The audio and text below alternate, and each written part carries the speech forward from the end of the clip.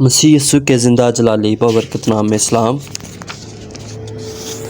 آپ دیکھ رہے ہیں ہمارا یوٹیوب چینل مسیحی ٹیچنگ سینٹر۔ میری آپ سے درخواست ہے کہ اگر آپ ہمارے اس چینل پر نئے ہیں تو اس چینل کو سبسکرائب کریں، لائک کریں اور بیل آئیکن کا بٹن پریس کریں تاکہ ہماری تمام آنے والی ویڈیو آپ تک پہنچ سکے۔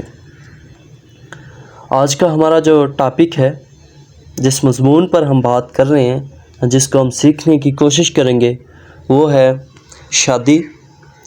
شادی میں ساتھی کا چناؤ، یعنی اپنے لائف پارٹنر کا چناؤ۔ اس کے علاوہ ہم کیسے اپنے لائف پارٹنر کا جو ہے وہ انتخاب کر سکتے ہیں۔ خدا کے کلام میں پولس رسول کا خط پہلا کرنتھیوں اس کا 7واں باب اور اس کی پہلی آیت سے ہم خدا کے کلام میں سے دیکھیں گے۔ خدا کے کلام میں لکھا ہے کہ جو باتیں تم نے لکھی تھی ان کی بابت یہ ہے کہ مرد کے لیے اچھا ہے کہ عورت کو نہ چھوئے، لیکن حرام کاری کے اندیشہ سے ہر مرد اپنی بیوی اور ہر عورت اپنا شوہر رکھے۔ شوہر بیوی کا حق ادا کرے اور ویسا ہی بیوی شوہر کا۔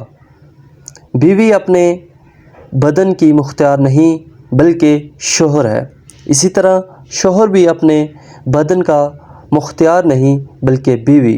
تم ایک دوسرے سے جدا نہ رہو مگر تھوڑی مدت تک آپس کی رضامندی سے، تاکہ دعا کے واسطے فرصت ملے اور پھر اکٹھے ہو جاؤ۔ ایسا نہ ہو کہ غلبہ نفس کے ثواب سے شیطان تم کو آزمائے۔ میرے عزیزو، خدا کے کلام کو جب ہم نے پڑھا، جب ہم نے دیکھا تو ہمیں معلوم ہوا کہ شادی ایک ضروری امر ہے، کیونکہ اگر ہم اس امر کو قائم نہیں رکھیں گے تو پھر شیطان ہمارے نفس پر جو ہے حاوی ہو سکتا ہے، ہماری جنسی خواہشوں پر حاوی ہو سکتا ہے اور اس کے وسیلہ سے ہم خدا سے دور ہو سکتے ہیں۔ اور ایک خادم کے لیے جو خدا کے کلام کو سکھاتا ہے، اس کے لیے شادی اس لیے ضروری ہے کہ اس نے لوگوں کے گھروں میں جا کر، کلیسیوں میں جا کر جب خدا کے کلام کو شیئر کرنا ہوتا ہے تو اس کے لیے عورت کا ہونا ضروری ہے، کیونکہ جب اس کا لائف پارٹنر ساتھ ہوگا تو اس کو گھروں میں جانے سے یا چرچز میں جانے سے یا کلیسیوں میں جانے سے کوئی پریشانی نہیں ہوگی۔ میرے عزیزو، ہم جب پرانے عہد نامے میں دیکھتے ہیں تو پرانے عہد نامے میں بھی ہمیں شادیوں کے بارے میں ذکر ملتا ہے۔ پرانے عہد نامے میں بھی ہمیں شادیاں ہوتی نظر آتی ہیں۔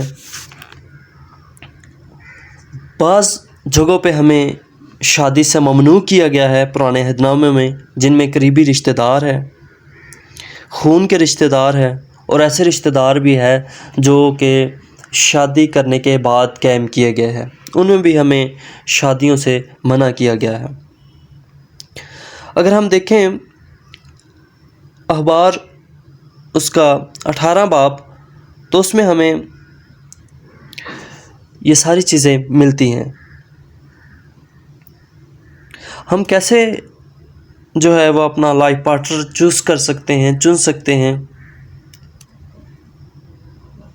زیادہ تر جوڑے جو ہے وہ اپنے والدین کی مرضی سے ہی بنائے جاتے ہیں، یعنی لڑکے اور لڑکیوں کے والدین ہی ان کو قائم کرتے ہیں۔